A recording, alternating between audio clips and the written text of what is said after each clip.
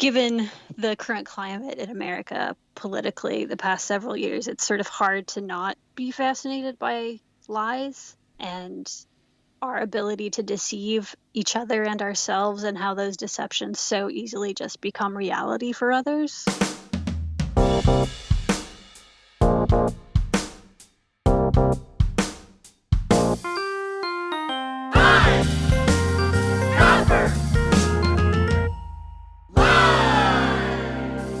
Hello, print friends, and welcome to the 69th episode of Pine Copper Lime, the internet's #1 printmaking podcast. I'm your host, Miranda Metcalf.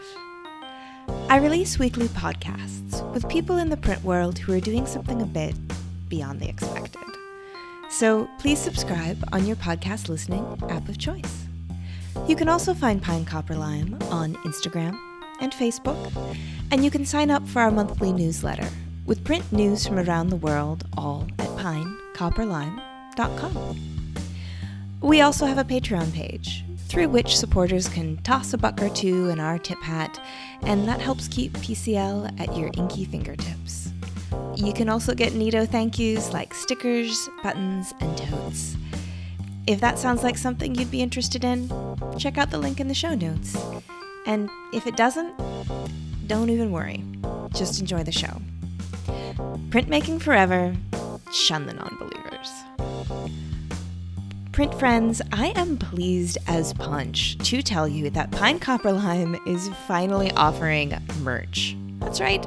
You can rock the PCL logo in your studio, your grocery store, if that's the only place you go out to, or just around the house feeling sexy with yourself.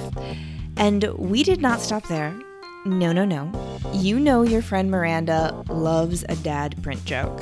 So we have a variety of designs to wow your friends and confuse your family this holiday season. Check it out, link in the show notes. PCL is also brought to you by Speedball Art Products, who've been bringing a diverse range of high-quality products to your creative practice since 1997. Their Pro Relief ink is renowned and admired by print pros across the world, and the flagship color of this line, Super Graphic Black, is going to be coming out in a 5-ounce size in the next few months here. So keep an eye out for that. It's the perfect size to give it a go and to fall in love. To find out more, and to learn where you can pick up a can of your new favorite black ink, visit speedballart.com or check that link in the show notes. My guest this week is Camilla Taylor. Camilla is a printmaker who comes from a small town in Utah and is now an instructor and a practicing artist in Los Angeles. We'll talk about how her initial love of bugs and insects almost steered her down the path of entomology before she was lured away by printmaking, the experience of coming from a small town to the city of angels, and we do a deep dive on her fascinating new exhibition dedicated to the concept of self-deceit. It's a topic that seems relevant, perhaps now, more than ever. So, without further ado, sit back, relax, and prepare to get antsy with Camilla Taylor. Hi, Camilla. How's it going? Great. Thank you. How are you doing? I'm really good. Thank you for joining me, and I'm really excited to talk to you about your current exhibition and your art practice. And yeah, I've been admiring your work for a while, and I was in my new round of recording, and so I was really pleased when I reached out and you said yes. So thank you for being here. Well, thank you so much for inviting me. I think this is the first time I've done a podcast in over a decade, so I'm looking forward to it. Well, welcome back to the podcast world. So, as I said, I've followed your work a bit. I've seen you on Instagram, where we all find artists that we admire these days. But for people who might be listening, who aren't aware of anything that you do or who you are, would you mind just introducing yourself a little bit and letting people know who you are and where you are and just sort of how you would describe it is what you do? I'm here in Los Angeles, California. I grew up in Provo, Utah. My partner and I moved here to LA so I could attend graduate school at Cal State Long Beach. That was in 2008, and we've clearly stuck around since then. I work in a variety of media. I'm trained in printmaking. Both of my degrees are in printmaking, and I've loved printmaking since I was first introduced to it in high school by my wonderful art teacher, Jamie Reese, who's also a printmaker. But I use it in often a sculptural capacity or as part of a larger body of work. I don't focus solely on it, but it really kind of informs everything I do. I think that printmaking has its own cultural and visual language in ways that maybe are not as well established as the way painting does, but it really does. Like the interest in reproduction and in the multiple kind of informs all of the rest of my work. Mm-hmm. And so you said you grew up in Provo. What was that time of your life like, and what role did art play for you as a kid? Well, growing up, I loved art. I was very interested in art, but for some time my plan was to become an entomologist, and I still really love insects, and I have a great love for wasps. They're my favorite animals. Oh my gosh. But then when I was 17, my high school class went on a trip to Los Angeles, actually, to see the Getty and to see this traveling exhibit of Van Gogh paintings. Mm. And we went to the Van Gogh paintings, and they did absolutely nothing for me. They did not change my mind at all. I know that people really love them, and that is great for them. I have nothing bad to say. It just did not change things. But on the same trip, we went to LACMA. And while at LACMA, I saw this piece by Michael C. McMillan called Central Meridian. It's this room that you can walk into, or you could then, I don't know anymore. And it's like a hoarder's garage filled with all of these little things that Michael had made that feel like an old man's garage. But then as you look closer, they're like plans for how to make a spaceship, or the car is not quite right. And I thought, if this thing, this whole experience is what art can be, then this is what I want to be a part of. And that's when I decided to become an artist instead of an entomologist. And I had already, it was my senior year of high school. I had already started doing internships in entomology. Was really invested, but changed plans and went into art with a focus in printmaking. And since I saw that sculpture at LACMA that made me want to become an artist, I've met Michael C. McMillan here in LA, and he's gifted me an etching which hangs in our house. Oh, wonderful. And isn't that lovely? The first time I met him, I was so excited that I couldn't speak. And I had an intern at the time, and my intern just made so much fun of me. He thought it was so hilarious. Oh, of course. He had no idea who Michael McMillan was. Yeah, of course. And I'm sure seeing a mentor as well, being really vulnerable and kind of not knowing what to do is always an interesting experience when they're seeing someone that they admire. Yeah. That it always feels like it's that great circle of art admiration that has, a sort of never ending, I guess. Yeah.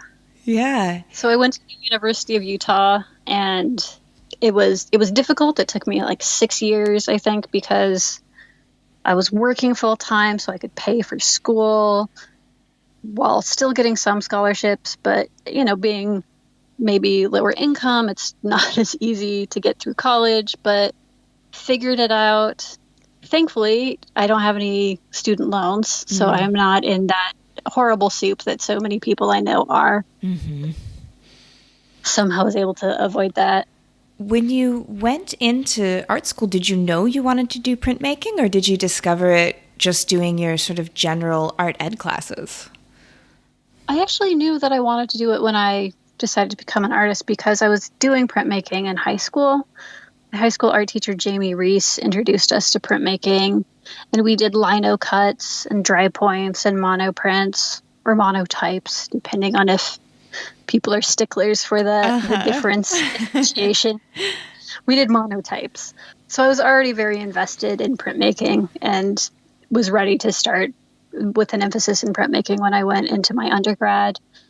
I've never really enjoyed painting, and I still don't. I've had a few profiles written about me, and somehow they always include Camilla Taylor works in sculpture, printmaking, and painting, and I don't know why. I think people just automatically assume Yeah, artists make paintings. exactly. That's what artists do. Yeah, they paint. Yeah. Like Van And Gogh. sure, I've Yeah. made like some watercolor sketches, but I haven't really made any paintings since undergrad and when I was required to. Mm-hmm. And then you went on to get your MFA as well, also in printmaking. Was that also in Utah? Oh, no, wait. You said that was in LA.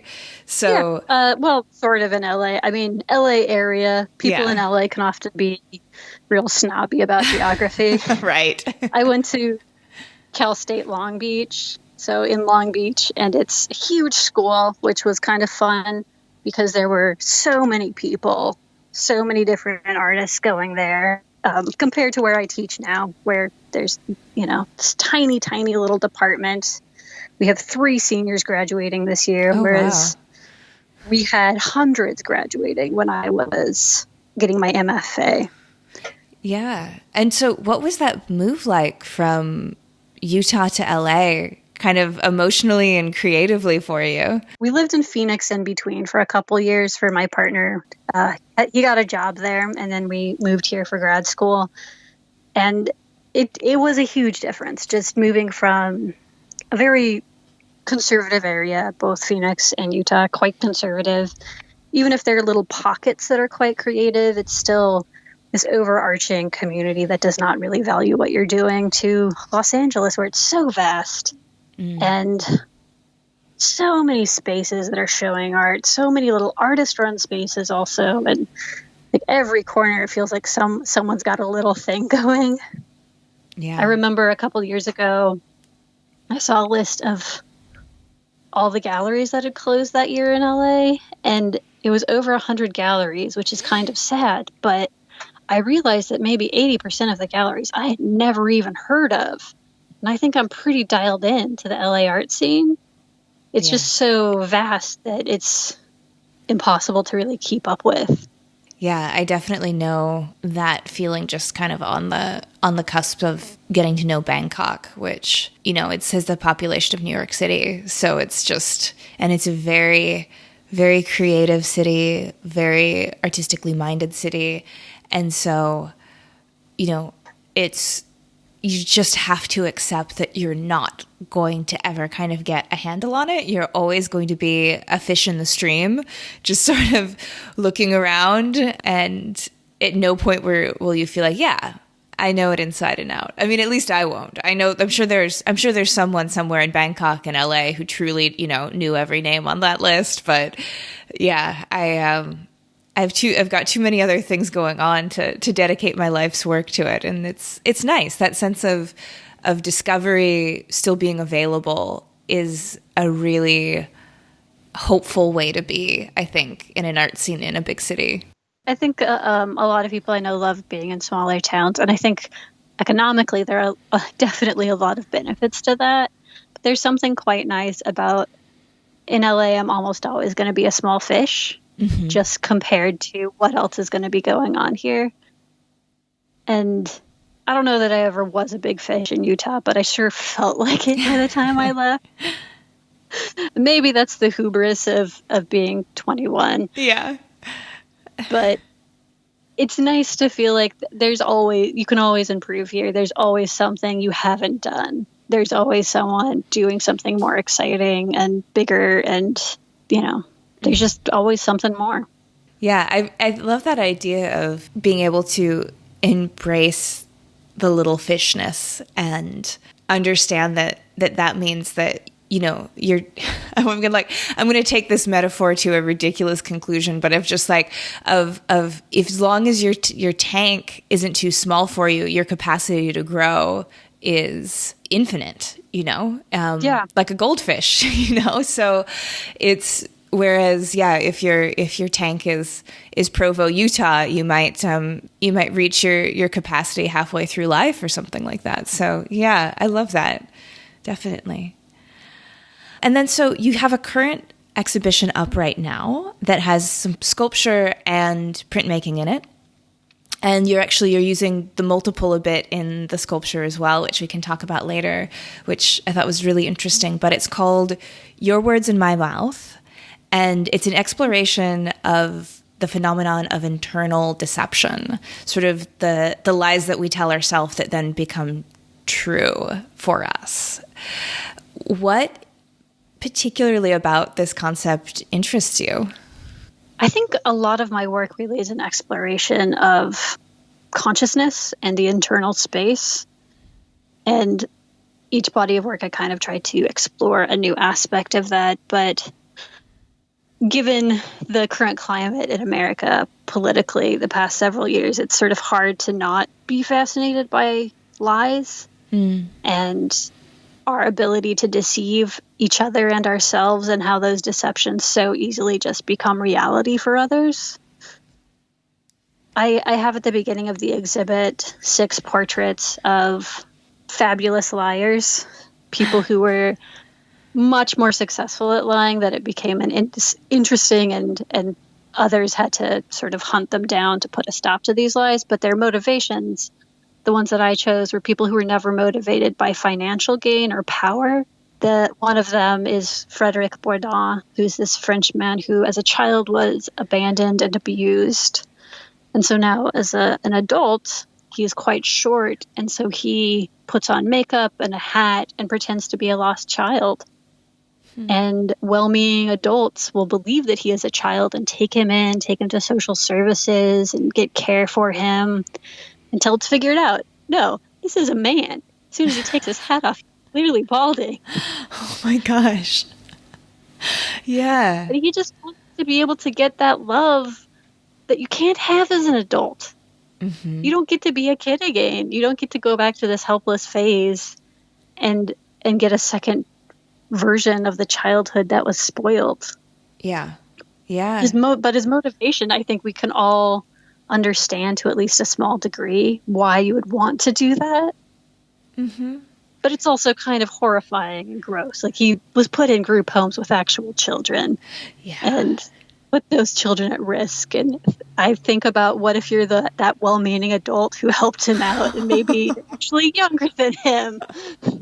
Oh my gosh. How you would feel after you put forth all of this effort for just this weird guy. I bet you'd gone home to your person and you were like, oh, darling, I met this poor lost child and I really was a good citizen today. And then... Yeah. And then maybe a month later you see a news story about this allegedly lost child and the horror that you would feel. Yeah. Yeah, it's such an interesting story because it's equal parts sort of tragic and really empathetic and disturbing, but also sad, because it is, as you said, like, it's who can't, identify with that kind of longing of if being able to, just want to feel taken care of, particularly in a large, scary, unpredictable world. But at the same time, there is something fundamentally disturbing about the idea of a grown man posing as a child. Like, it's just in a way I can't almost really put words to. It just feels so deeply against the order of things. Of the rules that we feel like we all agreed to. Yeah, absolutely. And I think I just, maybe it's like my own kind of personal triggers of, I find it exceptionally annoying when adults act helpless, like, just sort of socially. Like, I just really like when someone is acting helpless. But I'm sure I could like dive deep into that with my therapist about, my like own issues with vulnerability or something. But yeah, like when I'm out in the world and I see people being like, oh, could you open this for me? I'm like, just fucking try, just squeeze it harder. Like, I get like really angry. Incompetence is so enriching, so infuriating. So, so the idea that there's just, the idea of like a, 40, 50-year-old French man doing that is just disturbing too.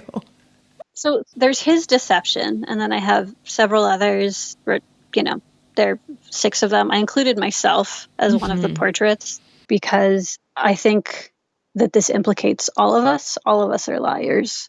It may not be big, fabulous, interesting lies where we pretend to be small children, but they're small lies often that we tell ourselves every day to make reality bearable and to turn ourselves into a sort of the fiction into reality. They're versions of ourselves that we would like to be, and we tell these little lies to transform ourselves into them. I think that when you tell a lie, you have to believe it to an extent. And when you tell it to someone else, you're shaping their sense of reality.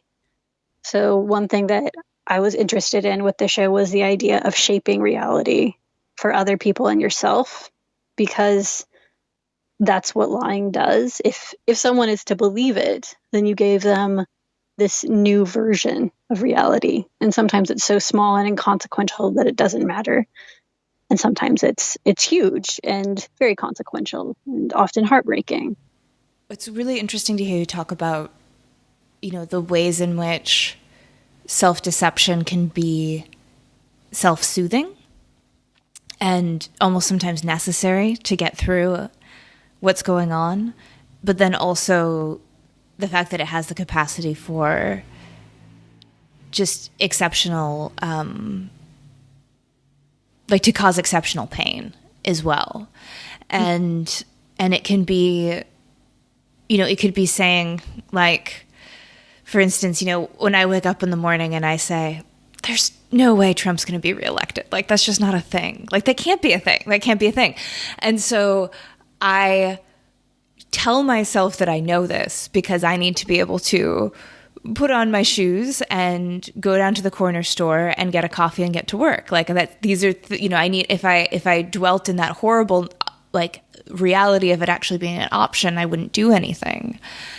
But then there's, the self-deception of, I don't know. I'm thinking of like issues of addiction. I'm thinking of, issues of like sort of sociopathy, psychopathy as well. And all of that, these things that people who form a truth in their head where they like truly believe that maybe their person is really terrible, or their, someone, their work is stealing. I don't know. I feel like I'm kind of losing it a little bit, but I guess what I'm trying to say is that idea of self-deception and it's the way it can be a benign and malignant is a really interesting observation.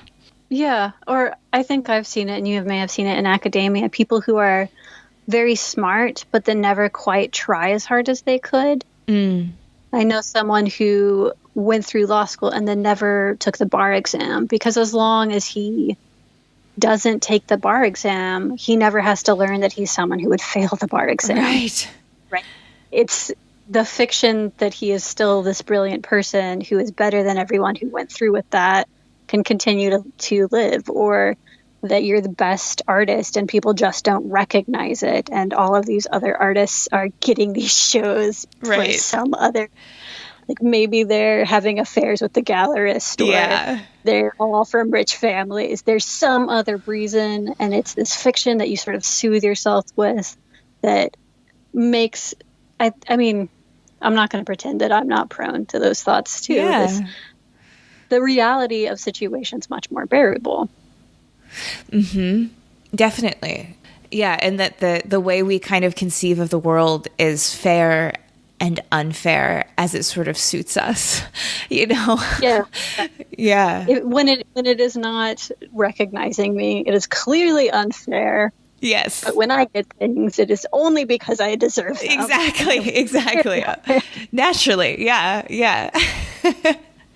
Well, and another thing that I was thinking about in terms of kind of benign or maybe even sort of quote unquote useful forms of self-deception is, I don't know if you've come across this in any of your research on this, but elite athletes have gone through studies in which it's sort of proven that they are really good at self-deception because they have to believe that they can win in order to win. So if you were really truly, in the 100-meter dash at the Olympics and you were able to let the idea creep into your head of, oh my gosh, look at all of these people, like look at her calf muscles. They're so much bigger than mine. She must be quicker than me. There's no way I can do this. Like, but you need to be able to just be like, I'm the best. I'm going to win this, like, in order to make it true. And then even when you don't win, you know, come back in 4 years and still believe that you're going to win, to have a chance. So that's always been really fascinating to me. This idea that people who perform at these really high levels, you'd think that they'd have this really balanced, realistic idea of what they're doing, when actually it's sort of the opposite. I think that that's also true of being an artist. Susan Stewart has this incredible quote that I want to look up so I don't misquote her, but I just turned off my computer to save Wi-Fi. So I will probably be misquoting it, that every day when an artist goes into a studio, it is an exercise in self-belief. That every time we go to make art, we're continuing to tell ourselves that what we do matters, that making art is important, that this is a valuable pursuit. In some ways, it is often a lie, because you're taking away time from many other things. And it's so hard to be good at. Mm-hmm. Not all of us ever get to be good at it. Yeah. We have to just continue to say, no, this is important. And it continues to be important. Yeah. Yeah, definitely. And I think that the kind of indulgence of it, you know, there's a bit of, like, there's certainly an element of self-indulgence in it. But one of the things that I always think about as well is that, you know, just the cost of time and energy and resources that art making has, where you might need to make, you know, goodness knows how many proofs of a piece before you get something that you're happy with. And you might need to make goodness knows how many prints until you get a print that you're happy with. And, you know, all of that paper just like moving through all of those, the sacrifice of the cotton plants or the trees or the mulberry. And you need to think, you know, this is important. Like, this is worth it to, like, and I have the right to kind of make that decision that the plants that sacrifice to make this paper are, it's okay. You know, I have the authority to make that decision. And I think, yeah, that idea of persuasion is so interesting in the context of your exhibition about deceit, right? Because, and self-deception, because, like, a lie is a persuasion. And it's so easy to just accept it also than to interrogate someone. We're also so socialized to always take people at their word that sort of our society would fall apart if we started to distrust everything everybody said. If someone's late and they say they were stuck in traffic, then we don't investigate. We let that be and move on to the next thing. Because I'd rather think that was the truth than think the truth was you actually just didn't prioritize this meeting because you don't really want to be here. Like, yeah, I'd much rather think, yeah, you know, traffic in Bangkok, it's terrible. I get it, you know? Yeah. I was thinking too about, you know, when you were talking about this kind of like deception and kind of what we choose to believe. And I think that feeds back nicely into something that we talked about a little bit sort of off tape, was the idea of deception and reality in our current political climate and in our current social tapestry of the United States. And that people seem to be in a place where they can just sort of pick and choose their truths because they feel like they can't trust anything. And we were talking about particularly in the context of QAnon and how, you know, people can take these sort of horoscope-esque, quote unquote, drops and read whatever kind of truth they want into it. Absolutely. We talked about how the internet, we all thought, at least I did when I was young, and we saw the greater and greater accessibility to it, that you can know anything and that the truth and information is going to be so accessible, when in reality, it does not change the kind of truth or versions of truth that people are willing to accept. And that some people are just never going to agree. And in some ways, you arguing with them and you presenting your facts is only going to reinforce it. That it's in many ways like a religious belief where my disagreement becomes further proof now. Right. And we talked about that in terms of QAnon, and I think we're not just the right, but we're all so persuaded by it now, and it's so hard to even trust any information. Just looking at, for instance, my Facebook feed, I feel like about 50% of my friends are still not sure if Trump ever had COVID because they have no idea who they can actually trust for information anymore. Because so much of it is so manipulated, and their reaction, I think, is so reasonable. Yeah, that's the problem. Yeah. Is that I can't say, oh, you're such rubes. It's so clear that this is what's going on.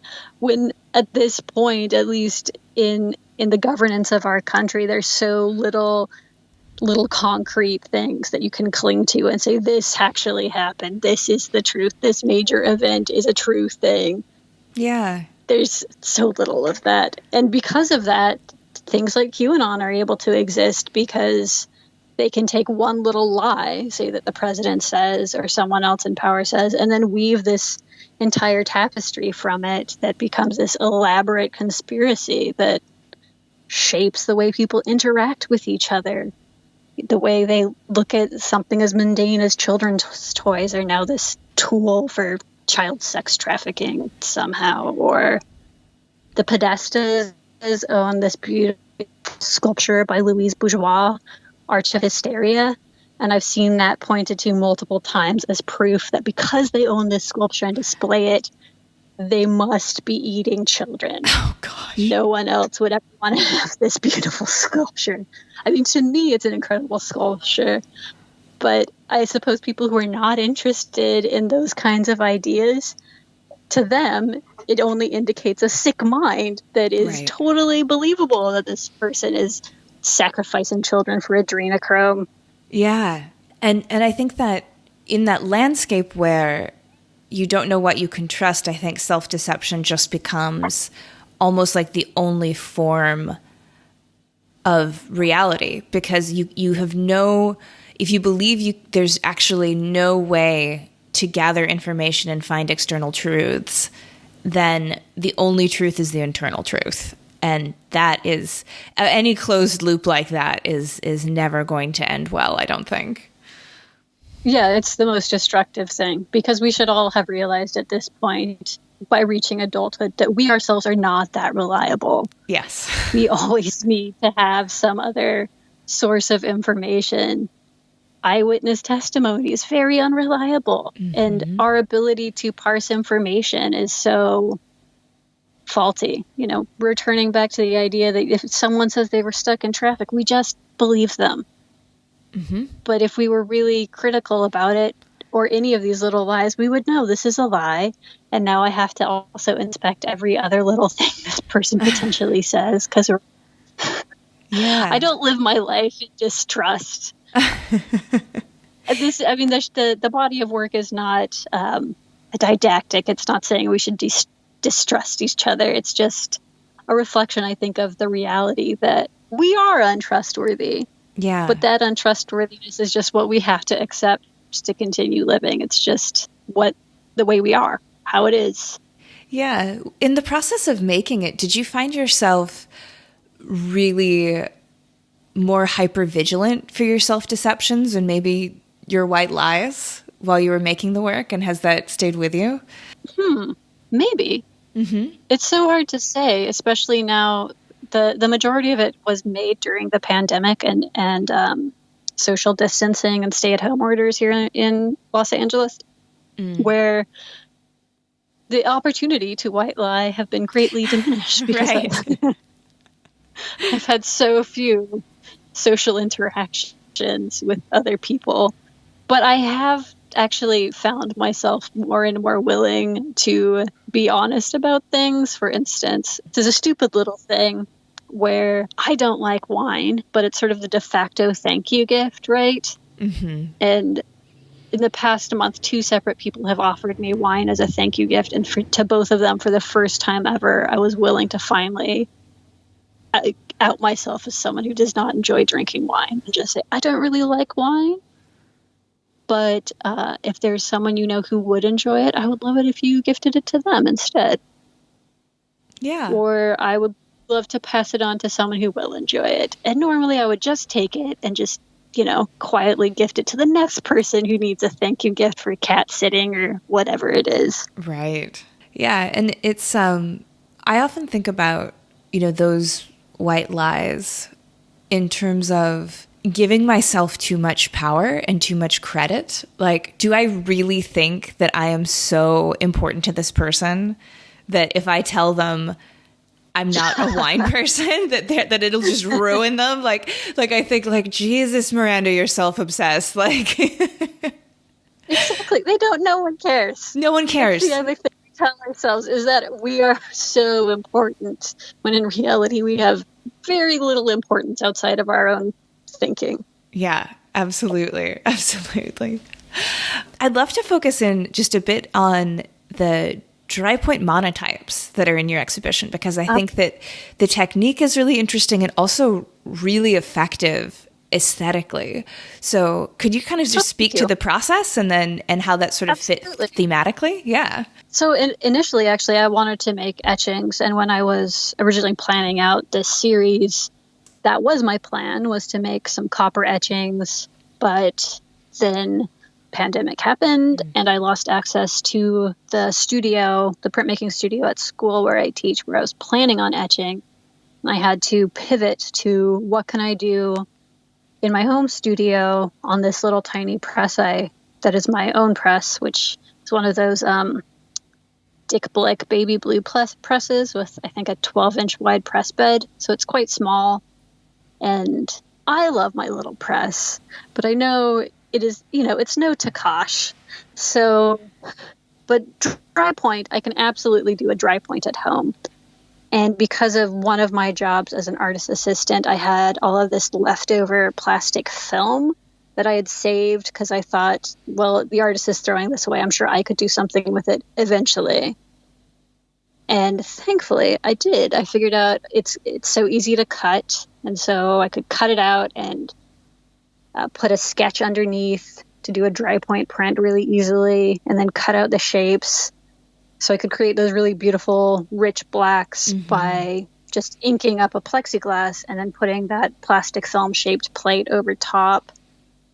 And I think for a lot of printmakers, we have a tendency to overcomplicate things that maybe that should have been an aqua tint, and in the past it would have been an aqua tint.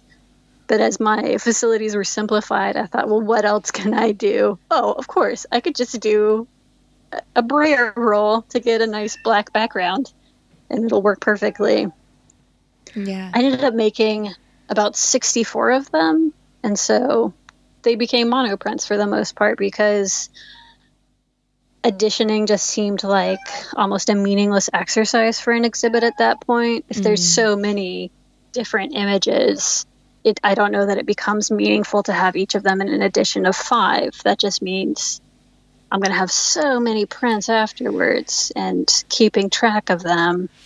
So I gave myself the ability to just work really loose with all of the little plates, and some of them I made several versions with, and then was able to just choose the best and just kept making so many of them. The portraits, I got super monotypey by inking them in a really painterly maybe manner, brushing the ink off or wiping the ink off really unevenly so that you see the line work of the dry point, but the ink is not completely wiped away.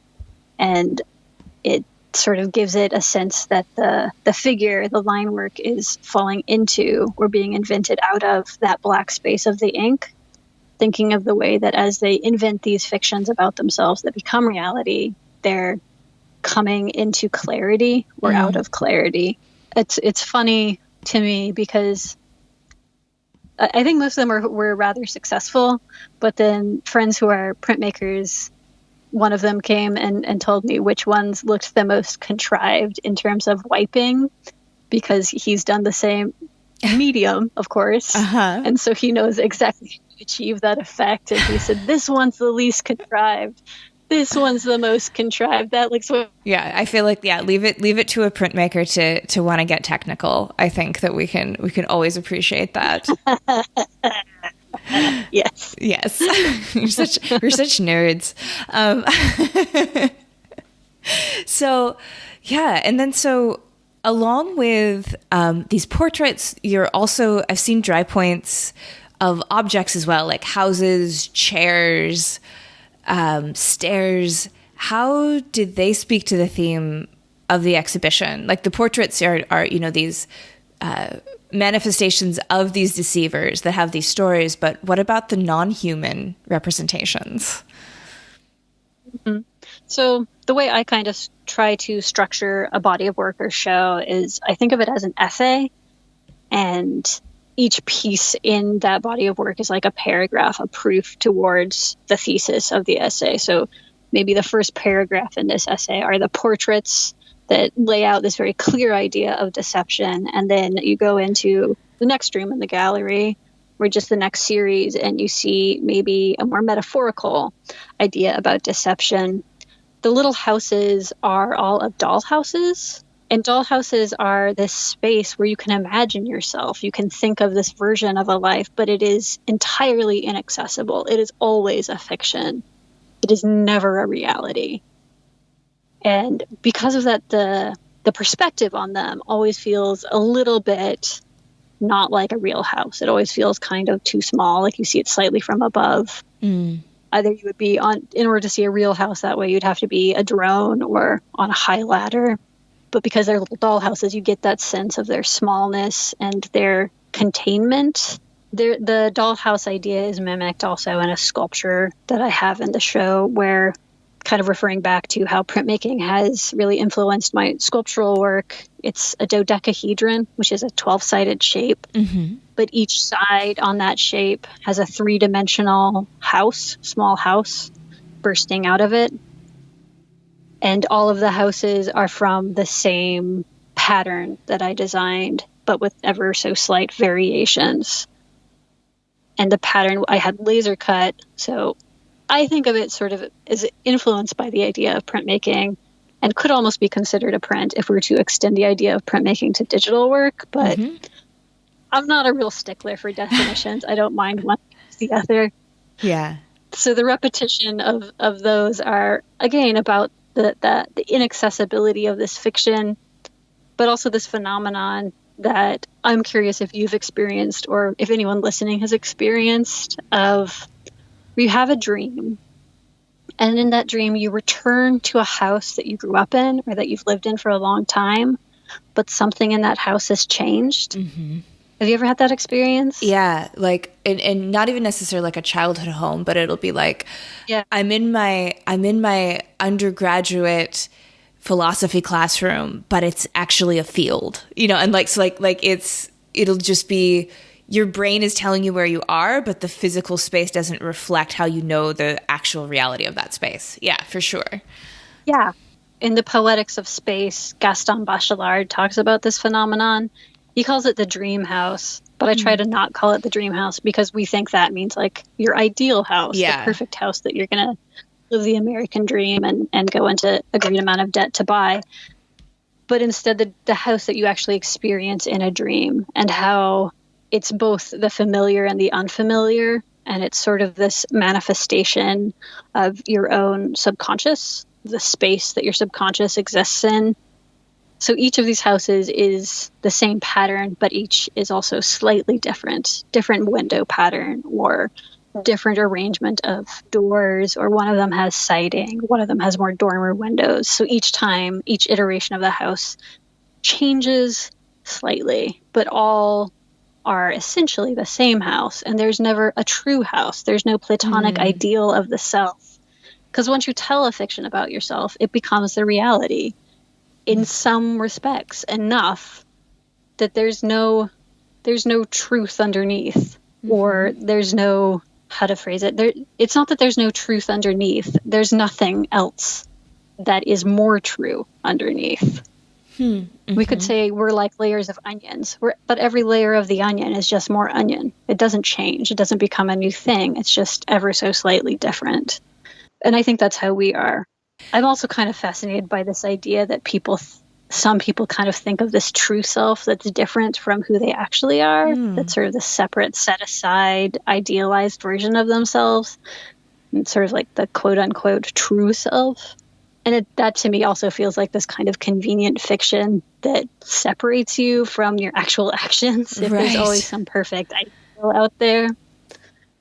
Yeah, absolutely. And that you can be, like the true self is a tiny person, like steering the robot, but my God, I made a little lino cut sculpture that's just that I showed my class this morning. That's a little tiny man who has a house in his chest, and inside the little house is another tiny little man. Yeah.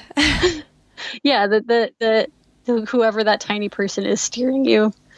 Mm-hmm. Yeah. And that separation between yourself and your actions is something that I find really interesting. And it's something I've been thinking about it's kind of a lot lately, actually. And this idea is like, are we our actions or are we something more than that? For truly like what makes us up as a person. And so, yeah, when people have that separation where it's, or, you hear people say, well, no one knows the real me. And it's like, but what is the real you? Like, isn't you how you interact with the world? And isn't that an observable thing? And aren't you the one who chooses what you're doing in the world and what you choose to show us? How is that not a reflection on the realness of you? Yeah. And I'd also think about it in terms of that, like the great question of sort of what is truth, and particularly when people, I think, come up with lies about their past.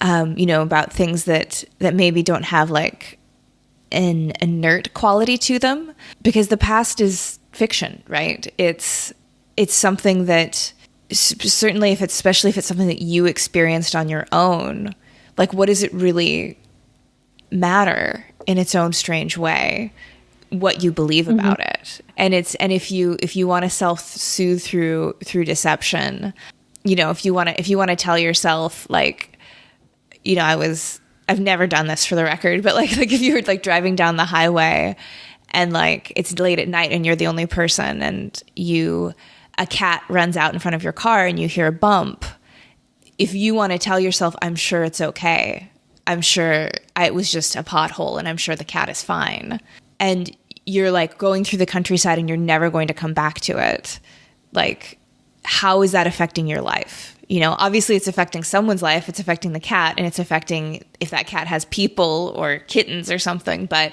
for your lived reality, what is the actual truth there for it? And I'm sure that's a kind of fiction that people tell themselves all the time. Oh, absolutely. Yeah. I include Joseph Beuys as one of my portraits subjects. Mm-hmm. And I think his backstory is fascinating. And I should be clear, I'm not an art historian, but as I understand it, the story about how he was a fighter pilot, a Nazi fighter pilot, whereas it's usually described a pilot for the Nazis. Okay. So there's like this separation. Yeah. He was shot down over, I think, the steppes, right, of Russia. And then he was rescued by these Tartar tribespeople who wrapped him in layers of fat and felt and then put him on a sled and took him back to their village and resuscitated him and cared for him. And he was able to stay there throughout the war. Familiar with that story? Mm-hmm. Yeah. That's how I know it. Yeah. And it's all a lie. Oh, really? It's a fiction. He was shot down, but he was saved by his own people and brought back and continued to fight in the war. Huh. I don't know why he came up with it. I've never met him or read an account of him explaining it, but I think it's that same self-soothing. This is a new fiction in this reality. Some people saved me, and I did not have to continue this. I was able to do something else. Yeah. Yeah. And all of his sculptures take on a new light in with that knowledge, don't they? that these are Yeah. all almost like talismans to build up this fiction. Sorry, I'm just like taking that in right now. I'm just like, I'm like, I might need a minute. Yeah, well, learning that story about Joseph Beuys is what kind of really kicked off me thinking about this series a while ago. I've been thinking about it for a while before I was able to start making it, sort of developing it as this idea that story to me just makes his work so much more fascinating and also understandable. But it also, there are repercussions to someone just deciding this didn't happen. I was not a Nazi. Yeah. I don't know what they are, but they exist. Yeah, it's such a huge question for me too, that like it feels like such a deception, or the deception of the example I used of the cat earlier. Like it feels like that does have consequences. But when you look at the lived internal reality of the person doing the self-deception, it's like, what are those? You know, kind of other than you being sleeping a little bit easier at night for them. But it really, like, it seems like the way the world works, it's going to throw something off of balance. Right? I think so much of being an adult really is just realizing that some things there's no redemption from. They're just to be endured. And I don't know what the repercussions for choosing not to endure those things are, not to endure the reality of your own actions. But there's got to be something. And it could be just the likelihood that you will not intercede if you see the repetition of it. Right. And to be clear, I love Joseph Beuys as an artist. I love his work. I love learning about it. But I think I love it because he's a liar. Yeah. Yeah. And I think, too, it brings up so many questions for me about the way the work is consumed, too. And, you know, how much of the appeal for people is this, you know, this story of this incredible rescue and him getting to bow out of the rest of the horrors of the war. And then, yeah, if it was more sort of broadly known, I do agree with you that I feel that kind of fascination of it makes it so much more sort of like psychologically fascinating. But I wonder if people would really, I don't know, be able to be able to see it that way. It's a question that I think about in terms of, and I'm not going to remember any of the details of this, but maybe you will. This story that came out a while ago about a gallerist who was pretending to be an artist who he said was a homeless man. That he was like, oh, I just discovered this person's work, and they're this homeless guy, and they actually are this great outsider genius. And in the end, it turned out that he was making the work himself. And then no one had any interest in the art anymore when that was revealed. But I feel like it's different with Joseph Beuys. Yeah. I feel like there's something, because he still was making the work himself. So the authorship isn't what's in question. It's the truth value around it. Yes, I agree. There's something that feels different about it. And I tried to choose all of those liars that I did portraits of as people who are not motivated by money or power. And I think that could be what feels different, is that this gallerist feels so clearly like he was motivated by the ability to make big sales and have this fictitious artist that he can control their market entirely. Yeah, absolutely. For sure. Yeah, that is a really important distinction, that the portraits in your show are people that just seem to just want this to be true about themselves for some reason. Because I believe there's someone who their whole deception was impersonating New York City subway operators or bus drivers. Yes, subway operators. Darius would impersonate subway operators, and I believe he's been sentenced to short jail sentences for it and served time, and then he just does it again. Yeah. For whatever reason, he's not able to become an operator. I don't know why. It could be, I think he has he's on the spectrum for autism. And I don't know if that is preventing him from qualifying for this job, but he knows so much about it that they don't really ever figure out that he is doing it until they see he's not on the payroll or something else about him. But that feels like, well, just let him drive the trains. But also, he's not trained. What if there's an Yeah, emergency? exactly. Everybody could. That is an actual high pressure situation. Yeah, it's so true. But yeah, but clearly it's just something that's in him. Like, it's he doesn't need the external glory of being the subway operator, right? Like, it's just he's there. Yeah, it's something for him that he needs it to be true about himself for a reason, which is so Yeah. interesting. There's this other person who everyone nearly reacts differently to. Because so far, all of the subjects feel like, oh, like so sad. I can totally relate. But one of them is a medical scammer where she goes online and pretends to have cancer to get sympathy. And she loses money because she has to buy all this equipment to pretend to have cancer. But people react to her as though she's just the most loathsome. Really? And yes, there's something that feels a little extra gross about it, but I think it's so interesting that people are like, oh, Frederick Bourdin pretending to be a child, so sad, so pathetic, just want to give him a hug. But then they learn about this other person, Carissa, and people have literally said there's a special place in hell for her, when fundamentally they're so similar in terms Yeah. of deception. And she only does it online, so she didn't even insert herself into the physical space of people at risk, like Frederick's children. But I Yeah. understand that there is something that just feels a little extra gross about it, and I don't know why.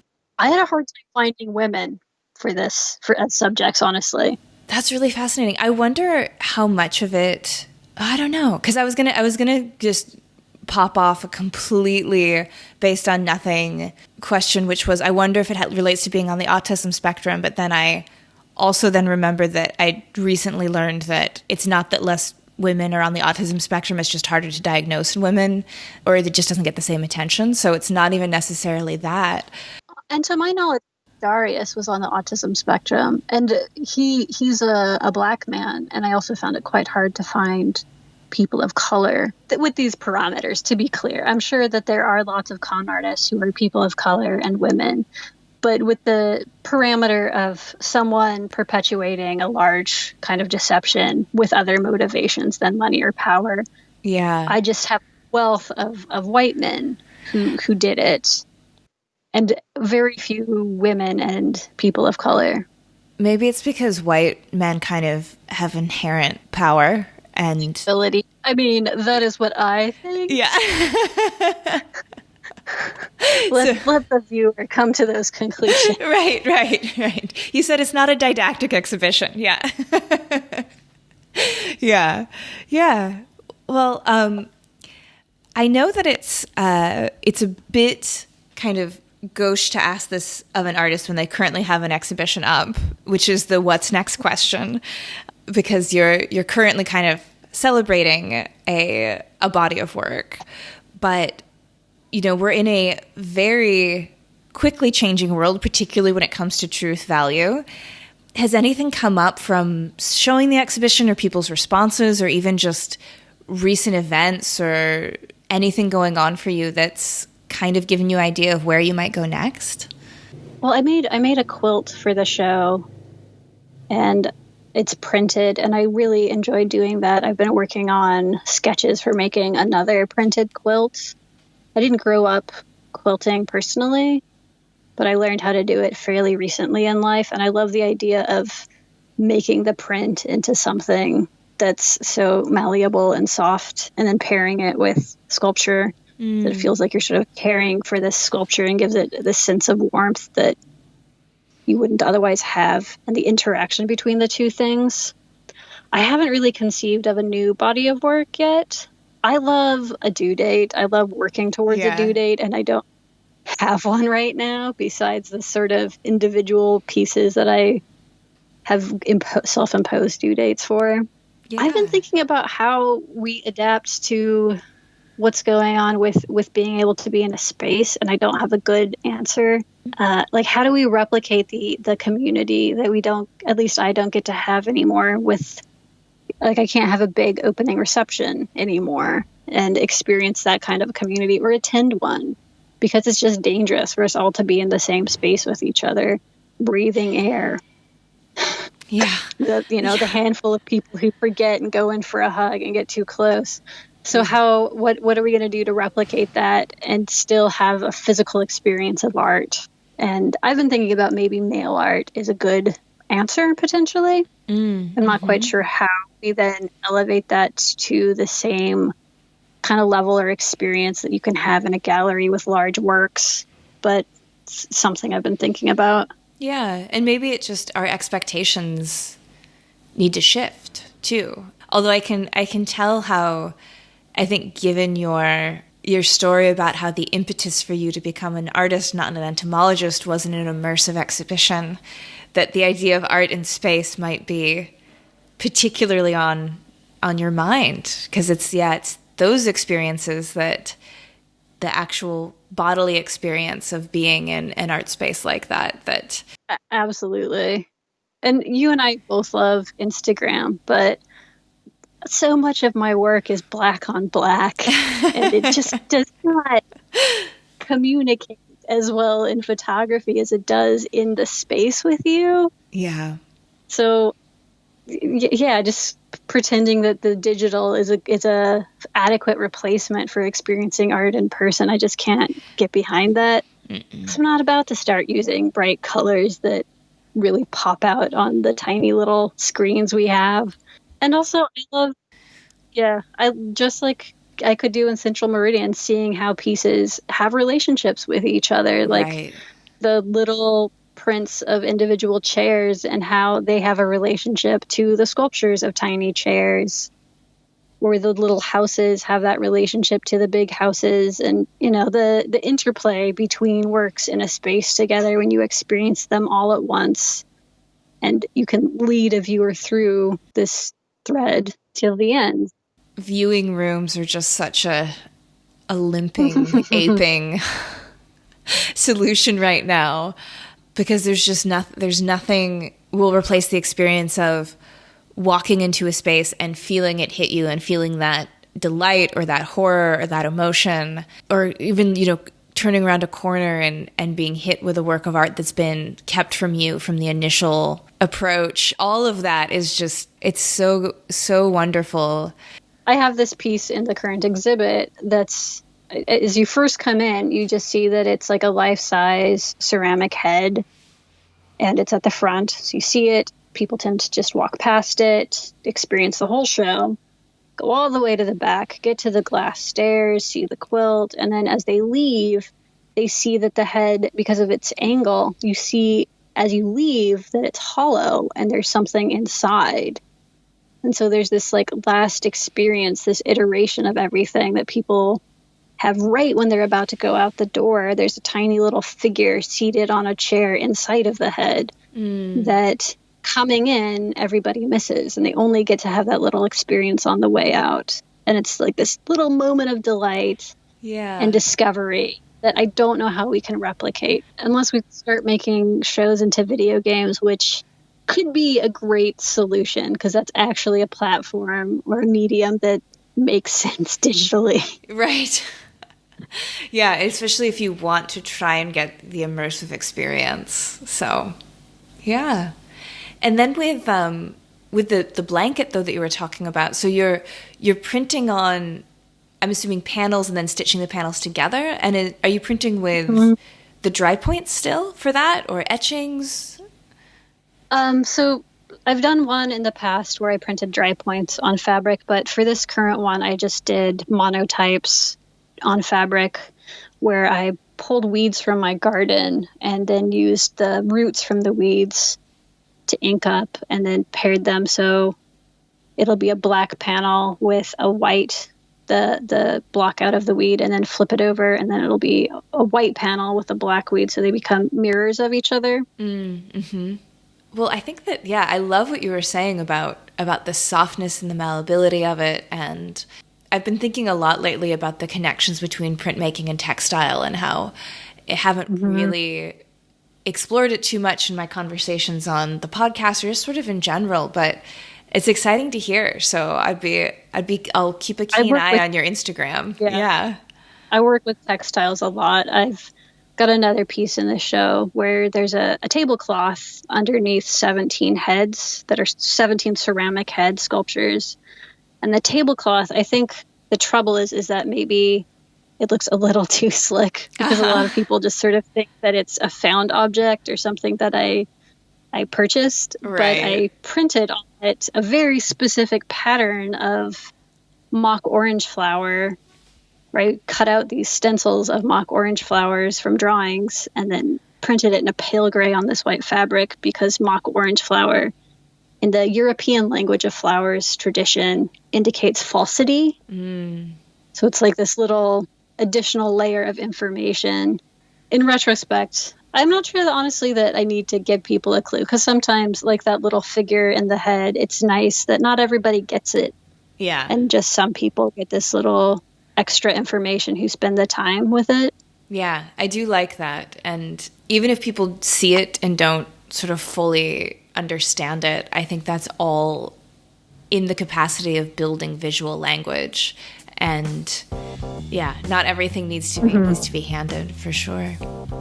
Well, before we sort of sign off, can you please let people know where they can find you and where they can maybe experience your exhibition digitally and follow your work and all of that good stuff? Absolutely. Exhibition is up at Track 16 Gallery, which is in downtown Los Angeles, or you can just find them online at track16gallery.com. Pretty sure that's correct. If not, maybe you can correct me when you edit. I'll make sure to put whatever it is, I'll put it in the show notes. Yeah. Okay. And I can be found on Instagram at Camilla Taylor or online at camillataylor.com. Beautiful. Well, thank you for joining me this evening, and it's been really wonderful to chat with you and get to know you a little bit. And if the world ever opens up again, you've got a friend in Bangkok if you ever want to come explore printmaking here. It's pretty great. So. Oh, I would love to. Yeah. Take you up on that. I hope I get to. I hope so too. And as an aside, I have long given your podcast as extra credit to any student to listen to. So it's super exciting to be finally on it. Oh, I'm so glad. Well, I'm just, it's really been really great to get to know you more and your work. And like I said, it's an open invitation. I'm happy to take you around for curries and printmaking anytime the world opens up again. Oh, that sounds like heaven. I'm making curry for dinner tonight. Perfect. Well, that's our show for this week. Join me again next week when my guest will be Christina Weil, who recently published a book with Yale University Press titled The Women of Atelier 17, Modernist Printmaking in Mid-Century New York. You won't want to miss it. This episode, like all episodes, was written and produced by me, Miranda Metcalf, with editing help from Timothy Pauschak and music by Joshua Weber. I'll see you next week.